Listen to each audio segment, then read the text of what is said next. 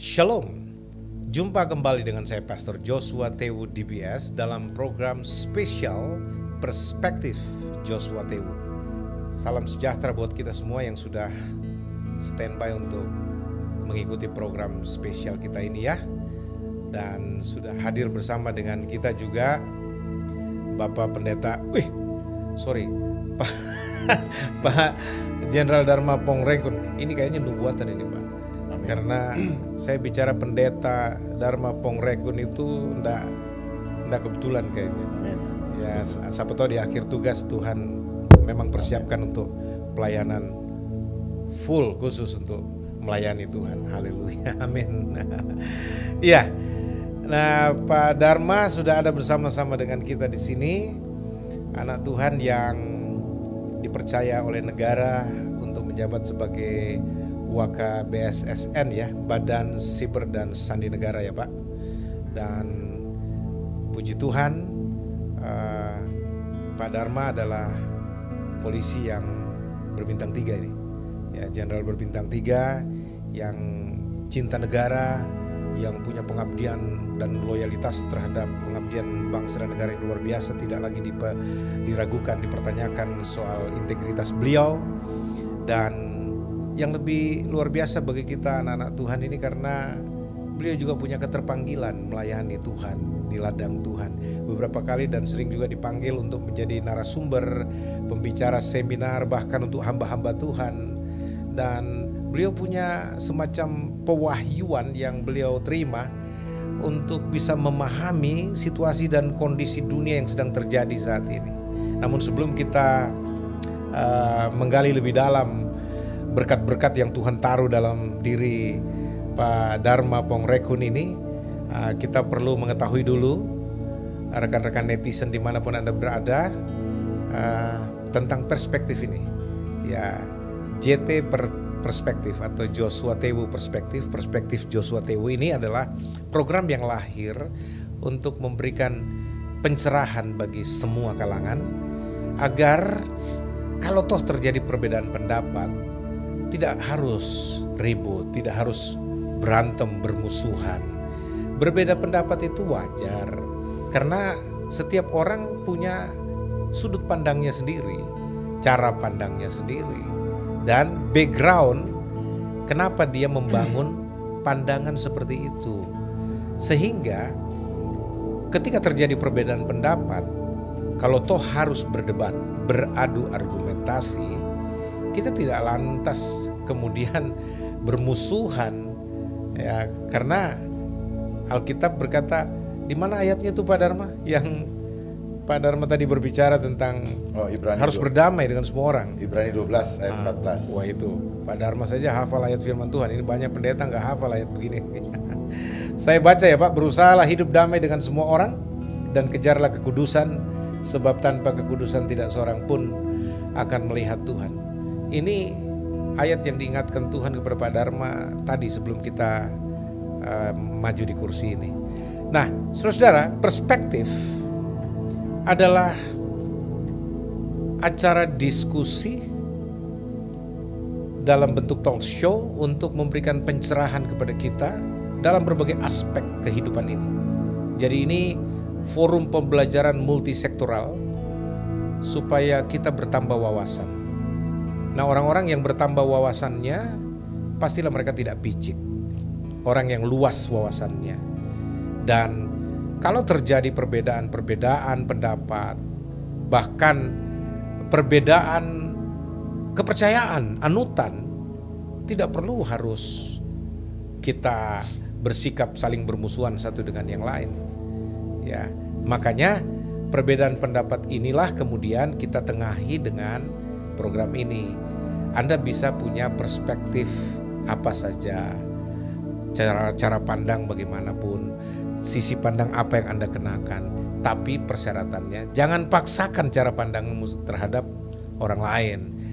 Kalau toh kau punya argumentasi, pendapat tentang apa saja, kemukakanlah dengan cara yang elegan, dengan wise, penuh kebijaksanaan.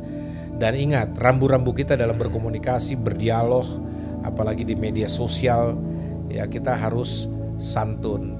Saya perlu bacakan satu ayat dulu Pak. Ini juga menjadi landasan apologetics kita dalam pelayanan. 1 Petrus 3 ayat 15 dan 16. Minta tolong ditampilkan supaya kita bisa baca 1 Petrus pasal 3 ayat 15 sampai 16. Ya. Itu berkata begini, tetapi kuduskanlah Kristus di dalam hatimu sebagai Tuhan. Dan siap sedialah pada segala waktu untuk memberi pertanggungan jawab kepada tiap-tiap orang yang meminta pertanggungan jawab itu dari kamu tentang pengharapan yang ada padamu. Tetapi haruslah dengan lemah lembut dan hormat dan dengan hati nurani yang murni, supaya mereka yang memfitnah kamu karena hidupmu yang saleh dalam Kristus menjadi malu karena fitnahan mereka itu. Jadi pertanggungan jawab iman kita dalam bentuk argumentasi apa saja Anda boleh kemukakan, tapi ingat harus lemah lembut, hormat, sopan, santun, ya, dan hati nurani harus bersih, supaya orang-orang yang memfitnah kamu segala macam itu Alkitab bilang akan menjadi malu karena fitnahan mereka itu. Dan hal terakhir yang perlu saya sampaikan sebelum kita bertanya dan Pak Dharma akan memberikan pencerahan bagi kita semua adalah kekristenan digembalakan dengan prinsip pastoral edukatif, edukasi pastoral. Seperti Yeremia 3 ayat 15 nubuatkan, aku akan mengangkat bagimu gembala-gembala yang sesuai dengan hatiku. Mereka akan menggembalakan kamu dengan pengetahuan dan pengertian. Yeremia 3 ayat 15 berkata seperti itu. Sekali lagi Tuhan berkata, aku akan mengangkat bagimu gembala-gembala yang sesuai dengan hatiku. Mereka akan menggembalakan kamu dengan pengetahuan dan pengertian. Jadi sudah menjadi hak umat Tuhan untuk tahu dan mengerti kebenaran. Dan sudah menjadi kewajiban para gembala, pendeta jemaat atau hamba-hamba Tuhan untuk memberitahu dan membuat umat Tuhan mengerti akan kebenaran. Kebenaran yang memerdekakan.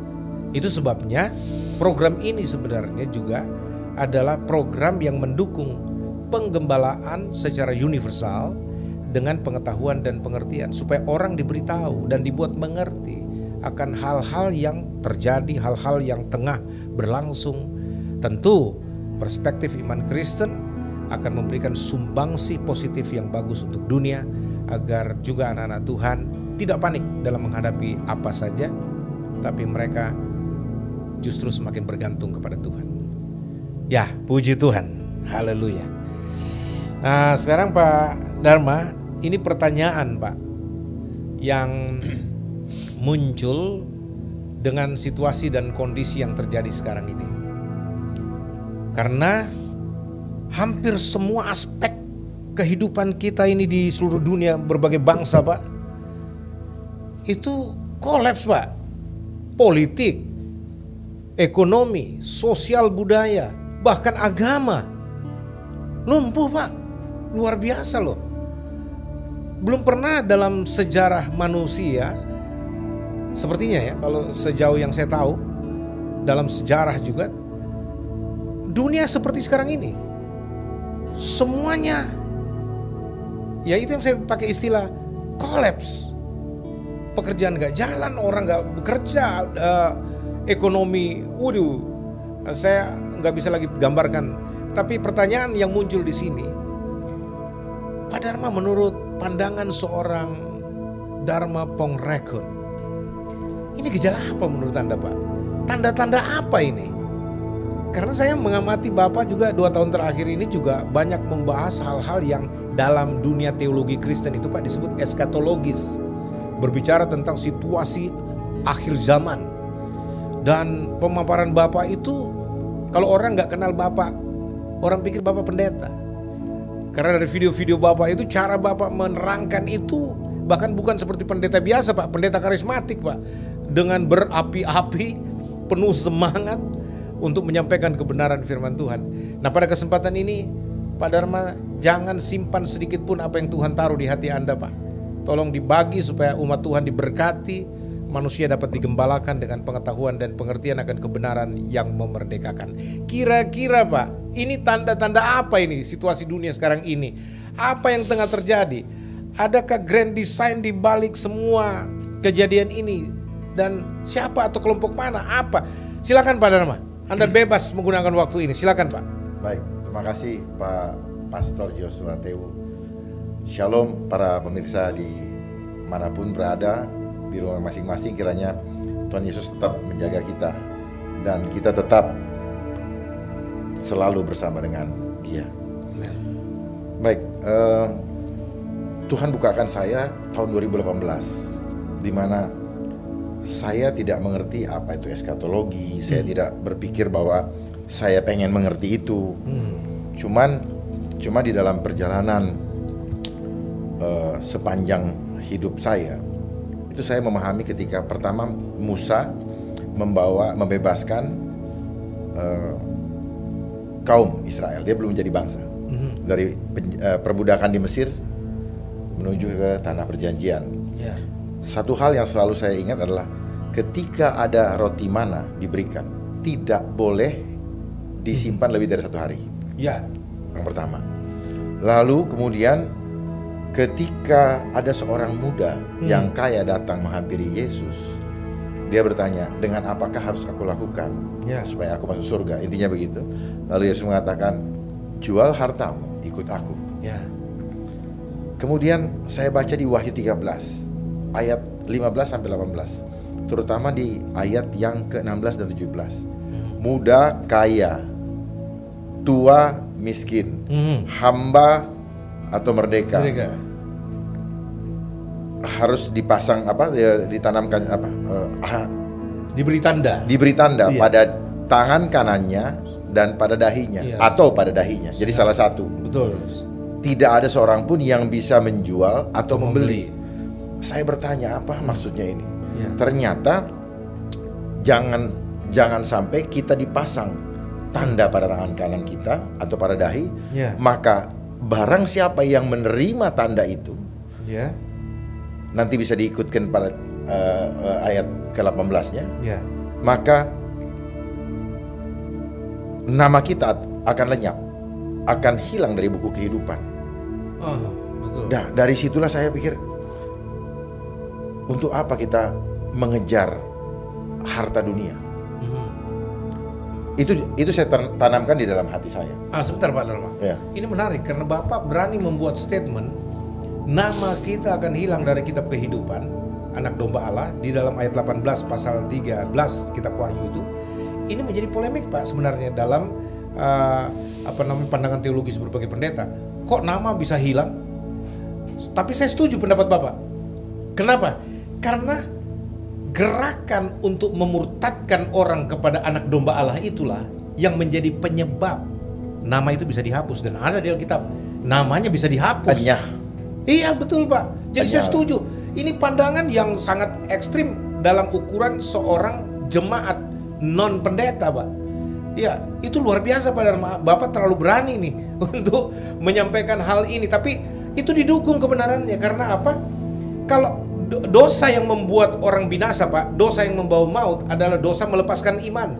Dan itu yang gencar sekarang dilakukan oleh setan iblis dengan perangkatnya untuk melakukan penghasutan, godaan agar anak-anak Tuhan melepaskan imannya dari Yesus. Nah waktu dia melepaskan imannya dari Yesus alias dia murtad, dia otomatis namanya dicoret dalam kitab kehidupan dan dia masuklah dalam sistem itu. Lanjut Pak, sorry saya potong ini. Iya, nggak apa-apa. Maaf kalau di sini saya tidak datang untuk menyenangkan hati para pendengar. Mohon maaf. Haleluya. Saya hanya menyampaikan apa yang saya ketahui dan apa yang Tuhan taruh. Ini tidak saya pikirkan dari tadi. Tetapi tiba-tiba Tuhan sampaikan bahwa saya harus sampaikan ini. Karena kuncinya di situ. Sistem yang ada. Oke, saya balik lagi ke belakang. Fenomena apa yang sedang terjadi sekarang? Fenomena yang terjadi sekarang, kita semua sedang digiring menuju kepada one world system. One world system. So, semua sistem yang tadi Bapak sebutkan di awal, itu dijadikan menjadi satu sistem. Jadi one system for all. One system for all. Why? Dan nanti kendalinya ada pada chip tadi. Ada pada chip tadi. Ya, microchip itu sedang dibuat secara luar biasa. Sebenarnya sudah ada. Oke.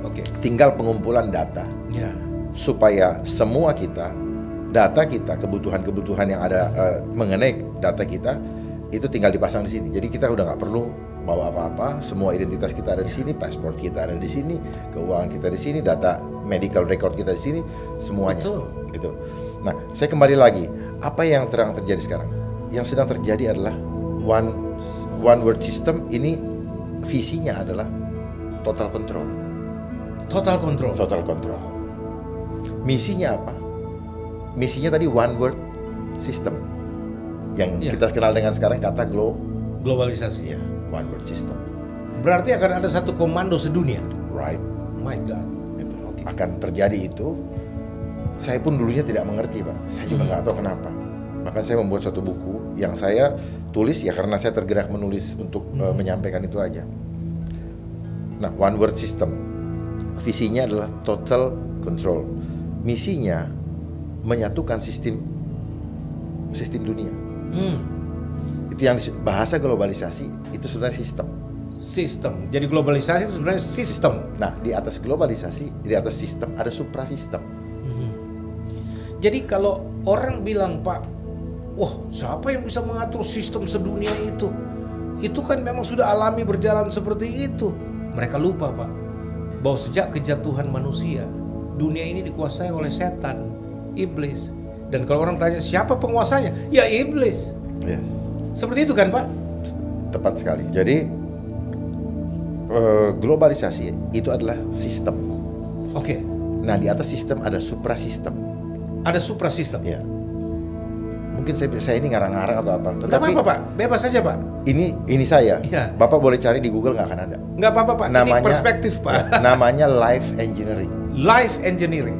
Jadi kehidupan yang direkayasa. Wow. Jadi memang itu ada. Karena ini orang bilang selama ini itu Absolutely. Itu semacam isu saja. Nah. Tapi kehidupan yang rekayasa kehidupan itu memang ada, Pak ya? Absolutely. Oke. Jadi kehidupan kita direkayasa. Bapak lihat sekarang ada revolusi industri. Sebenarnya itu manipulasi. Manipulasi dari apa? Revolusi kehidupan. Oke, ya betul. Nanti semua akan diganti dengan robot. Yang saya waspadai adalah banyaknya lapangan pekerjaan yang hilang. Dan memang sudah sementara. Kalau banyak itu terus akan muncul problem lagi gitu, yang kita tidak kehendaki. Kenapa begitu? Karena kita menjadi persoalan karena kita selama ini sudah dididik untuk dengan berpikir bahwa kalau kita tidak bekerja maka kita tidak bisa makan. Nah, itu didikan yang selama ini ada. Nah, begitu dibuat begitu, kelabakan kita. Betul. Ya. Nah, kenapa didikan yang eksak tadi, hitungan matematika tadi ada pada pemikiran kita semua?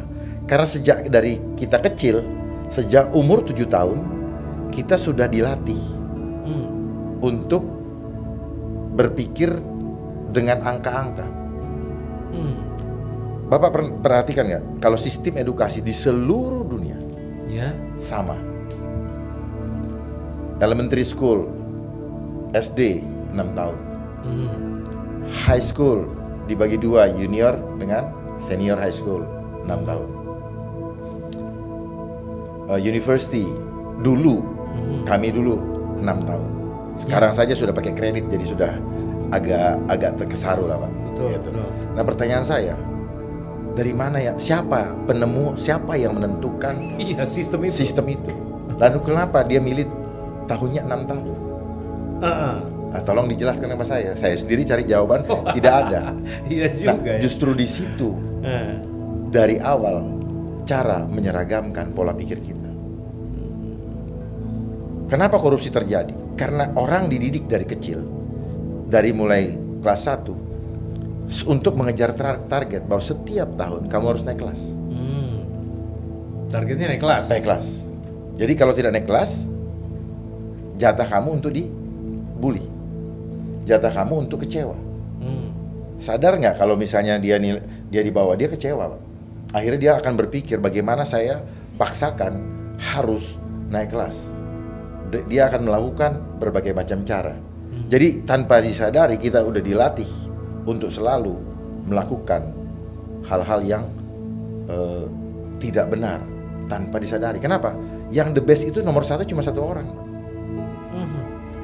Gitu. Kalau Bapak lihat teori piramida, segitiga piramida. Iya. Ya, seolah-olah mengerucut ke atas. Seolah-olah hidup ini seleksi alam. Ini teorinya mereka. Supaya apa? Supaya terjadi kompetisi.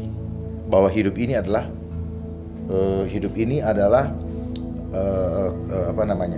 seleksi alam. Iya. Siapa yang bisa naik ke atas, dia sudah terseleksi oleh proses-proses yang dia lalui. Iya. Sebenarnya bukan. Ini dibuat supaya terjadi kompetisi. Jadi sejak dari dulu kita tanpa disadari kita sudah dididik untuk menjadi kriminal, punya hati jahat. Tapi kita nggak sadari. Kenapa? Saya mau the best, saya harus usahakan dengan cara apapun juga. Makanya ada yang dengan cara begini, ada yang dengan cara begitu, menghalalkan segala cara. Yang penting terlihat oleh orang bahwa saya the best. Nggak peduli caranya seperti apa. Wow, jadi bisa menghalalkan segala pasti, cara. Pasti. Untuk sampai ke puncak. Pasti, karena didikannya apa? Kamu cari yang the best. Kenapa kita cari the best?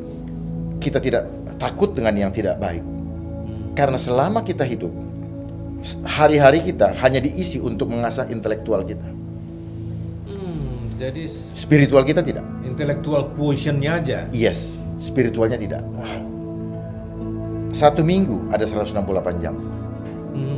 Berapa jam dulu kita pakai untuk memikirkan hal-hal spiritual atau tentang Tuhan atau ilah kita? Saya dulu sebelum bertobat hampir tidak ada jam untuk saya juga begitu, Pak. Saya juga begitu. Ya kalaupun datang gereja ya ikut-ikut aja karena orang tua dan sebagainya. Tetapi kepala kita, otak kita diasah terus untuk hanya memahami yang eksak. Iya. Makanya kita hanya bisa melihat apa yang terlihat oleh mata jasmani. Apa yang tidak terlihat oleh mata jasmani buat kita nggak eksis. Padahal yang tidak kelihatan itu dahsyat powernya dibandingkan yang eksak. Yang tidak kelihatan justru dia yang eksis. Tuhan kita secara kasat mata tidak kelihatan, tapi dia eksis. Ini menarik karena ada orang kelihatan spiritual juga, Pak, beragama kan. Tapi itu yang tadi dibilang barangkali spiritual tanpa kualitas. Karena kan kualitas itu ada orang kelihatan beragama tapi kosong, nggak ngerti agamanya. Karena Bapak tadi bilang kita terlatih sedemikian rupa bertahun-tahun 168 jam tiap minggu dan seterusnya hanya perkara-perkara duniawi material, tetapi untuk spiritual nggak ada. Kalau toh ada pergi ke gereja seminggu sekali 2 jam, itu pun kita kadang-kadang nggak ngerti apa yang dikhotbahkan pendeta. Kita nggak paham kenapa kita jadi Kristen pun nggak paham, kualitasnya nggak ada. Nah itu termasuk semacam hasil dari sistem yang sudah mulai berjalan mengeksersis masyarakat dunia mengarah kepada kompetisi kehidupan yang tidak sehat. Sebenarnya bukan hasil, kita masuk dalam program. Kalau hasil, gini, masalahnya yang bikin program ini dia sudah tahu dia ingin menghasilkan output yang seperti apa. Oh, bagi desainernya? Iya, dia udah tahu dia mau ke sana. Kita yang ikut aja, begitu loh jadi begini. Nah ini yang kita nggak sadari, makanya setelah saya sadari saya ketawa aja. Ya ampun, bodoh sekali kita ya. Tapi nggak bisa disalahkan, Pak. Semua kita ini adalah korban. Korban. Kenapa? Seperti yang tadi Bapak bilang, kenapa ada yang mulai membeda-bedakan, ada yang mulai berpendapat gini-gini? Karena tadi pengetahuan yang tidak cukup. Pengetahuannya seperti itu. Coba kita diciptakan oleh Tuhan itu dengan keunikan kita masing-masing. Tidak ada yang lebih, tidak ada yang kurang. Semuanya sama di mata Tuhan. Tetapi kemudian pendidikan dunia, sistem dunia, kemudian membuat klasifikasi, membuat handicap. Oh, anak itu cacat, saya sehat, saya normal. Oh, anak itu orang kaya, saya orang miskin. Terus kemudian orang itu cantik, saya jelek. Dia terpelajar. Terus Pak. Jadi mulai dipilah-pilahkan. itulah dunia. Makanya kita adalah ciptaan spiritual. Kita nggak bisa masuk ke dalam ciptaan hitungan matematika. Hitungan matematika adalah hitungan yang dibangun untuk mengentertain, memuaskan hawa nafsu, Pak. Ya. Jadi orbitnya kehidupan spiritual dengan orbitnya hawa nafsu ini nggak bisa bertemu. Kalau dia bertemu akan terjadi ledakan atom, akan terjadi gesekan, sakit hati lah, luka lah, akan kepahitan lah, dan sebagainya. Ini harus dipahami betul gitu loh. Supaya jangan kita, oh kok itu berbeda pendapat, kok ini berbeda. Kita harus maklumi. Makluminya gini, mungkin karena ketidakmengertian, ya, ketidakmengertian atau tidak mau terbuka untuk memahami yang belum paham, sehingga seperti itu, Pak. Nah, saya melihatnya seperti itu. Tidak ada yang salah. Tidak ada yang salah. Semua menjadi tempat untuk kita belajar. Yang untuk apa? Saya tidak boleh seperti itu. Ya. Itu yang harus kita ambil hikmahnya dari segala macam perbedaan itu. Karena jangankan begitu, Pak. Yesus saja punya murid 12. Ya. Ada satu yang nyeleneh. Makan kalau kita boleh kata Petrus juga di akhir-akhir dia masih itu juga. Untung bertobat ya. Tapi untung bertobat karena Tuhan datang dan dia terlepas bebannya yang selama beberapa saat dia tidak nyaman karena dia di akhir sebelum disalib dia ini kan. Itu juga ada. Jadi semua ada dalam kendali Tuhan. Banyak yang terpanggil, sedikit yang terpilih. Waktu kita TK dulu, kita sekolah minggu dulu ada lagu tuh. Di dalam dunia ada dua jalan, lebar dan sempit, mana kau pilih gitu. Nah, yang lebar api jiwamu mati, tapi yang sempit hidup berglori. Nah, hidup berglori. Kenapa? Yang lebar ini memang jalannya untuk banyak orang. Yang sempit ya memang sempit jalannya. Itu nggak semua orang bisa masuk situ. Jadi memang tidak mudah, Pak. Nah, itu. Jadi apa yang terjadi, fenomena yang terjadi sekarang itu sedang menuju kepada penggenapan Wahyu 13 ayat 15 sampai dengan 18. Nah, penggenapan ini kenapa? Kita akan menuju, tidak lama lagi akan menuju kepada tadi digitalisasi. Nah, termasuk handphone dong kita semua ini. Itu kalau itu sudah proses, Pak. Sudah proses. Jadi bahasa lockdown sebenarnya sudah dari kapan kita di lockdown? Di mana mindset kita? Mindset kita hanya bisa mengenal handphone itu, bahwa ini adalah alat informasi dan komunikasi. Tapi sebenarnya kita sudah di lockdown. Kenapa? Google yang kita buka itu juga Google yang diprofil. Yang tidak dia suka dia akan keluarkan dan sebagainya. Jadi semua otak kita, semua kamus berjalan kita hanya yang ada di internet, gitu, Pak. Tetapi sebenarnya rancangan ini sudah dari zaman dulu. Bapak tahu kenapa bahasa Inggris menjadi bahasa pemersatu dunia? Itu sistem juga. Untuk menyatukan komunikasi seluruh dunia. Untuk memudahkan transfer knowledge. Awalnya kan begitu. Kenapa dipakai bahasa Inggris? Ada yang bertanya nggak? Kenapa bahasa Inggris? Kenapa bukan bahasa apa? Gitu. Kenapa bahasa Inggris? Ya, nanti Bapak silakan dalami sendiri. Kita bisa bicara empat mata kalau itu. Kenapa bahasa Inggris? Itu kan bahasa sistem penyatuan komunikasi dunia. Betul. Lalu sekarang untuk percepatan dia buat sistem lagi, sistem informasi digabung dengan sistem komunikasi, disatukan oleh apa, Pak? Digital system. Internet. Oke. Yang Bapak kenal sekarang dengan IoT. Ya, Internet of Things. Thing-nya apa? Kita hanya berpikir yang ada di internet. Jadi kalau orang mengatakan bahwa globalisasi adalah dunia tanpa batas, sebenarnya itu manipulasi kata-kata. Sebenarnya kita tetap di sini, yang bermain adalah thinking kita. Tetapi dia batasi. Yang disukai oleh internet aja. Yang ada di internet, yang disajikan di internet. Di luar itu, yang lain dibikin tidak ada. Gitu. Ini menarik ini. Gitu, Pak. Nah, lewat sistem yang ada sekarang, saya ini kan lagi. Jadi programnya mereka untuk menyatukan sistem one world system ini adalah dia harus kuasai moneter. Sebentar, Pak. Jadi dimulai dari satu sistem informasi untuk semua. Semua. Sekarang tinggal satu kan? Iya. Sekarang tinggal satu. Mengarah kepada satu sistem untuk semua, pemerintahan sedunia, mata uang sedunia, sistem ini kan, termasuk apakah masuk juga Pak yang dikatakan, karena di Brussels itu Pak ada sekarang persekutuan, saya baru tahu itu, persekutuan agama-agama sedunia, United Religions. Yang kita tahu selama ini ada persekutuan bangsa-bangsa kan, United Nations. Nah, ini orang bilang bahkan agama nanti akan disatukan semua sistem kepercayaan ini. Nah, dalam satu sistem untuk semua itu, one system for all. Bapak bilang one world system. Nah, itu kalau bicara ada cabang-cabangnya, one world system nih, cabang-cabangnya salah satu yang. Nah, itu yang Bapak mau bicara tentang sistem yang akan berlaku nanti. Iya. Jadi ini disatukan semuanya. Pengendalinya satu yang disebut dengan one system government kan. Nantinya akan punya cabang-cabang tadi. Jadi saya kembali lagi, programnya mereka itu menguasai moneter seluruh dunia, kemudian mendapatkan power dengan mulai menginfiltrasi ke sistem pemerintahan di setiap negara di seluruh dunia, gitu. Sehingga kalau kita tidak punya pemahaman yang benar dan kuat, lalu kita tidak mengetahui hidden agendanya, kita akan terjebak di dalam itu semua, di dalam permainan yang sedang mereka mainkan, gitu. Makanya saya mengajak kepada kita, mari kita bisa melihat udang di balik batunya. Jangan cuma melihat batunya. Kalau lihat batunya, Bapak, makanya gini, ada peribahasa, don't judge the book by the cover. Ya kan? Betul. Bapak cuma lihat bagusnya aja, Bapak nggak lihat. Iya. Contoh handphone.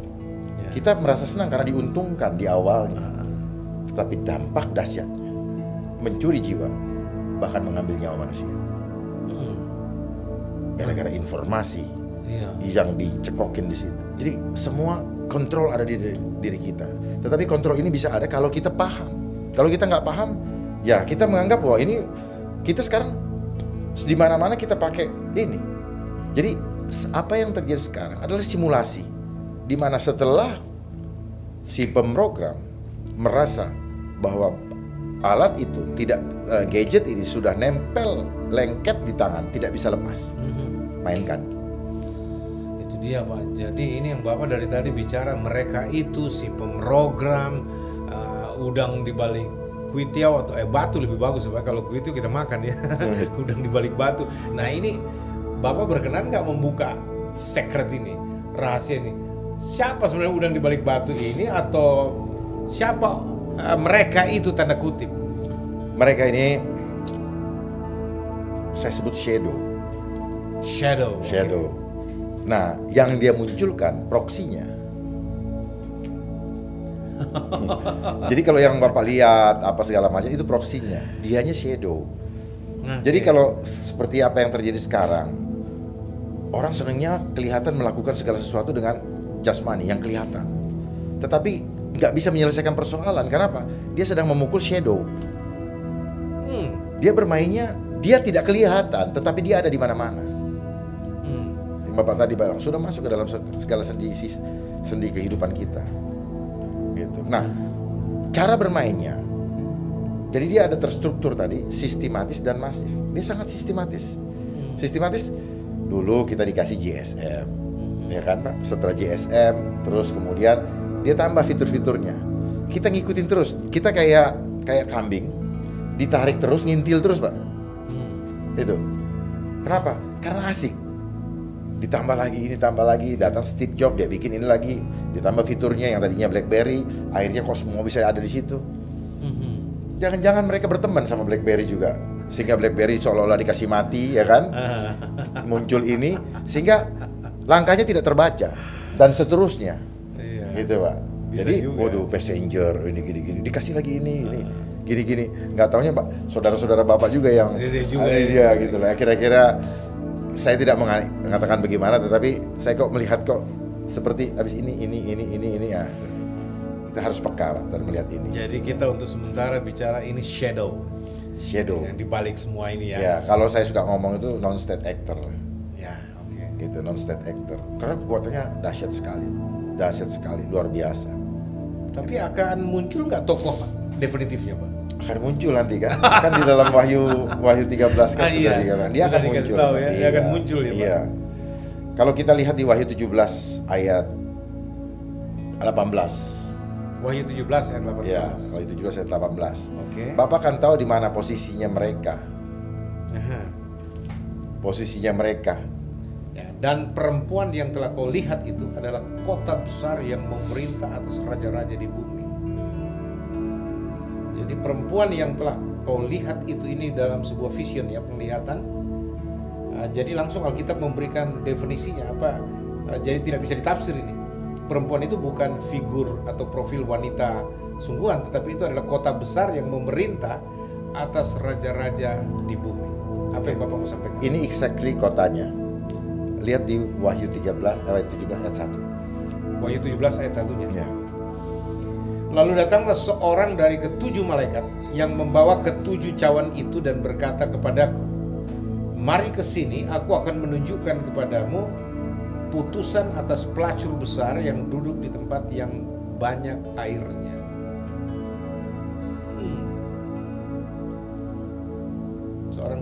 Seorang dari ketujuh malaikat yang membawa ketujuh cawan itu dan berkata kepadaku, mari ke sini, aku akan menunjukkan kepadamu putusan atas pelacur besar yang duduk di tempat yang banyak airnya. Jadi sudah dibuatkan keputusan buat pelacur besar. Ya, ini Whore of Babylon.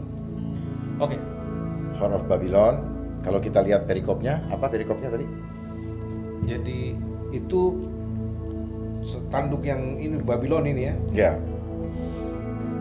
Babilonia. Ya.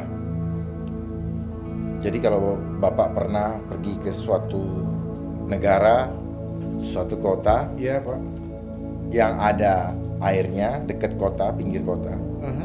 Terus di situ ada seperti patung wanita, dekat ada airnya, dan memegang yang ini perikop ini, memegang cawan dengan 7 mahkota itu. Penghakiman atas Babel judulnya di sini. Yes, itu yang patung yang ada di sana. Kalau Bapak pernah pergi ke suatu negara besar, terus ada wanita patung, terus kemudian dia di pinggir air, dia pegang seperti apa tuh, Olimpiade tuh. Amerika dong. Saya nggak mau ngomong Pak, saya hanya bilang. Saya aja ngomong Pak, nggak apa-apa. Nah itu kan.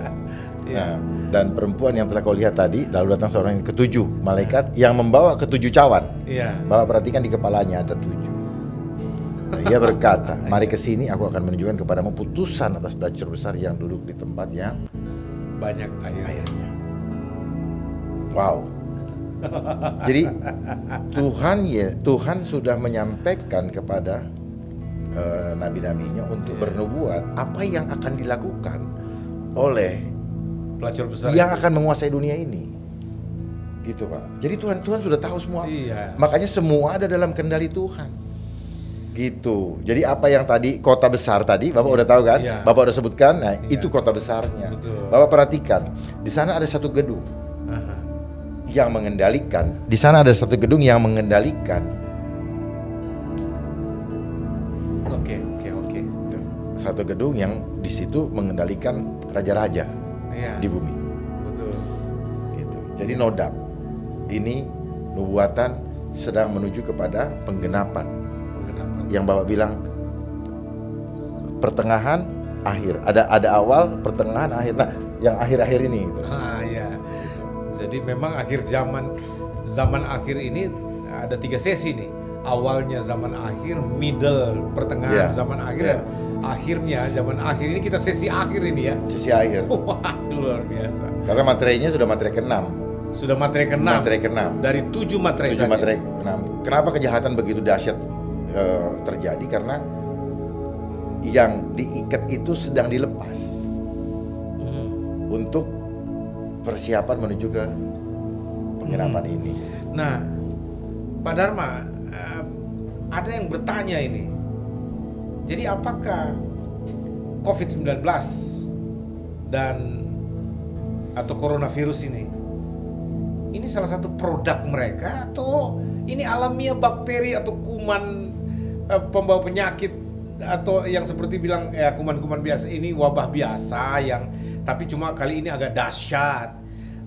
Beberapa pakar saya bahas dalam video saya, ini kayaknya rekayasa, karena dari awal saya dengar itu bicara hidup ini direkayasa, ada rekayasa kehidupan yang direkayasa. Nah bahkan kehidupan yang sekarang ini terjadi di mana hampir kolaps di mana-mana ini, saya nggak percaya kalau ini, bahkan saya nggak bertentangan dengan beberapa orang mengatakan ini Tuhan yang buat ini supaya manusia bertobat. Bahkan ada yang berani Pak mengatakan Tuhan yang buat ini virus corona untuk menegur orang-orang sombong. Ya, saya bertanya Pak, apakah gereja-gereja sudah tidak bisa difungsikan Tuhan untuk membawa berita pertobatan? Pendeta-pendeta sudah tidak bisa dipakai Tuhan, sehingga Tuhan pakai virus corona untuk berbicara kepada orang-orang agar mereka bertobat datang kepada Tuhan.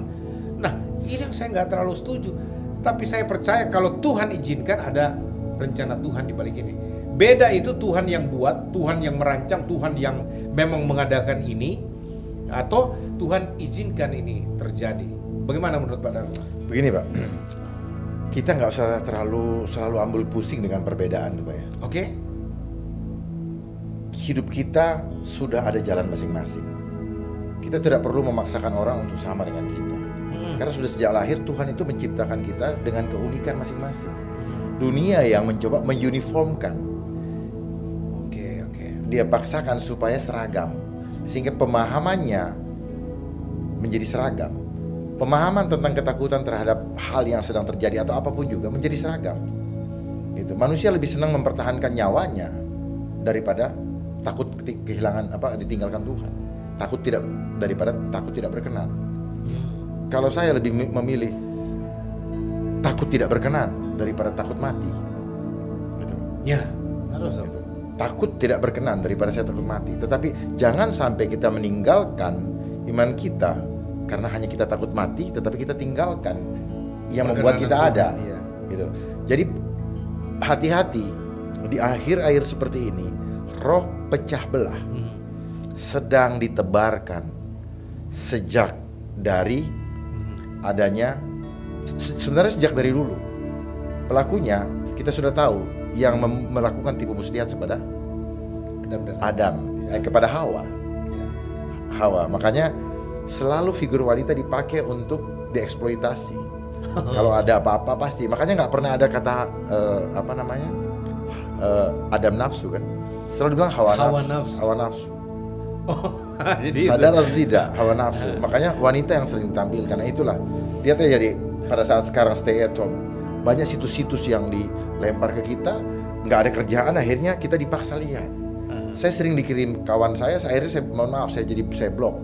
Kenapa? Mengganggu sekali gitu.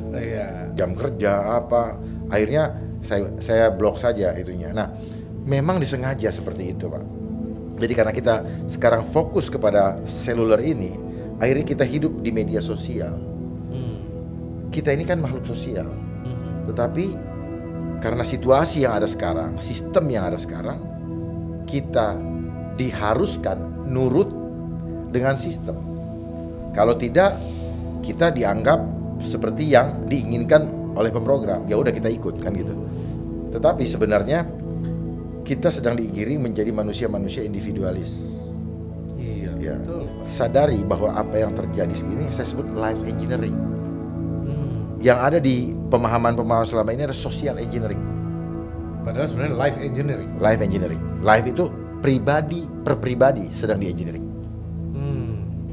Pribadi per pribadi sedang di engineering. Kalau sosial sebenarnya dampaknya mengikut aja. Dampaknya. Okay. Jadi sosial yang di engineering.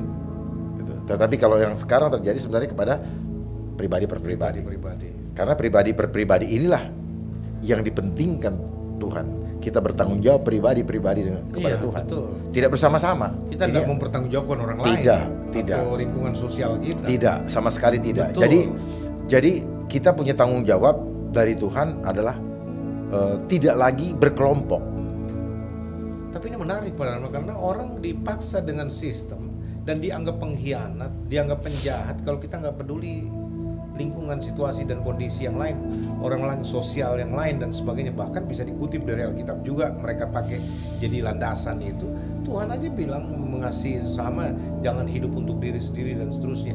Tapi kan ironinya, setiap orang akan mempertanggungjawabkan dirinya sendiri, bukan orang lain. Bukan. Gitu loh. Bukan.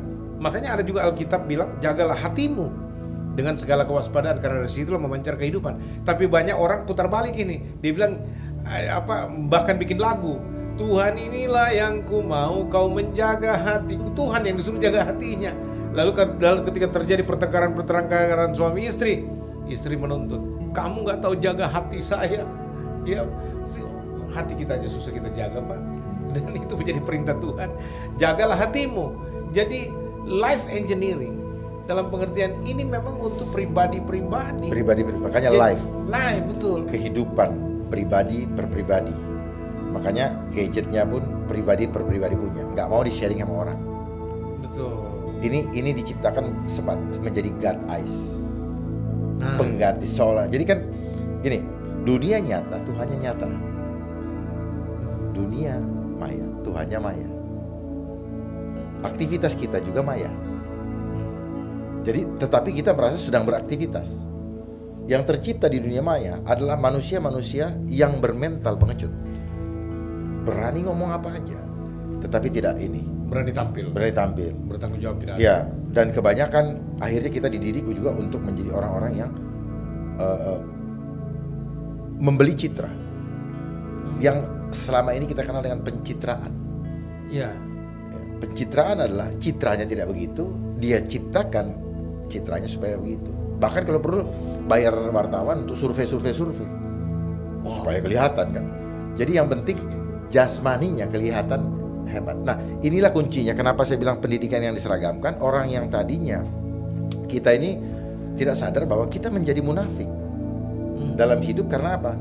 Bapak melihat saya hanya bisa memahami Bapak apa yang kelihatan oleh mata saya. Ya. Bapak menganggap bahwa saya tidak bisa tahu apa isi hati Bapak. Makanya Bapak boleh berpura-pura sama saya. Itulah pendidikan yang kita lewati, Pak, di sekolah ini. Saya nggak sadari bahwa ini yang membuat kita menjadi manusia munafik. Bapak punya hati tidak baik terhadap saya, tapi Bapak bisa berpura-pura baik. Kenapa? Bapak menganggap bahwa saya tidak bisa melihat apa yang tidak kelihatan oleh mata.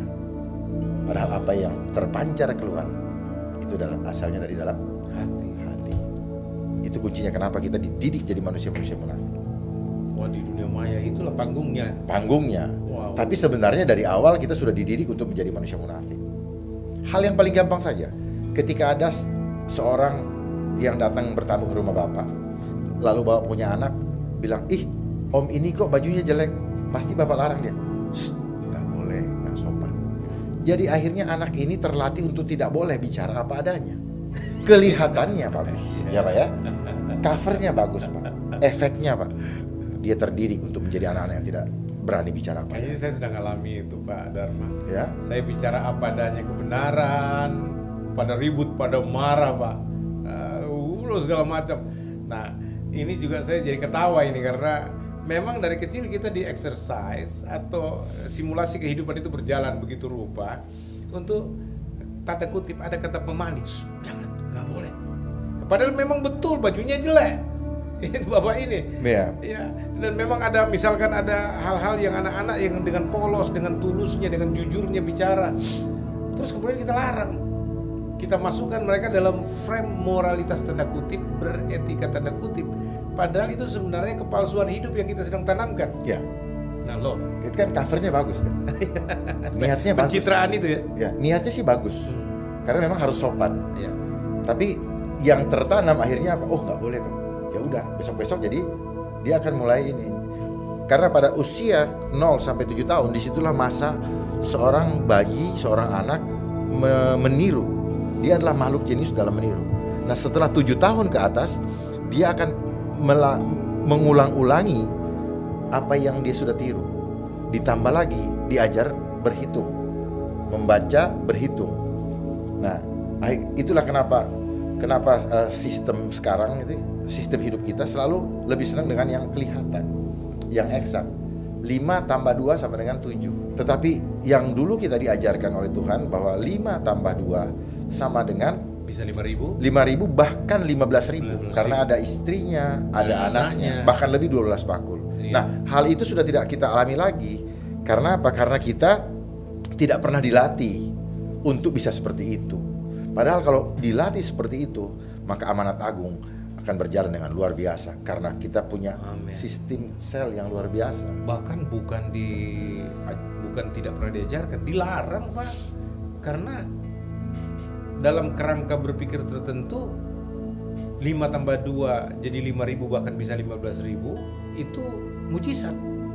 Itu dalam kerangka berpikir mujizat. Nah, banyak orang-orang menentang mujizat yang nggak percaya mujizat.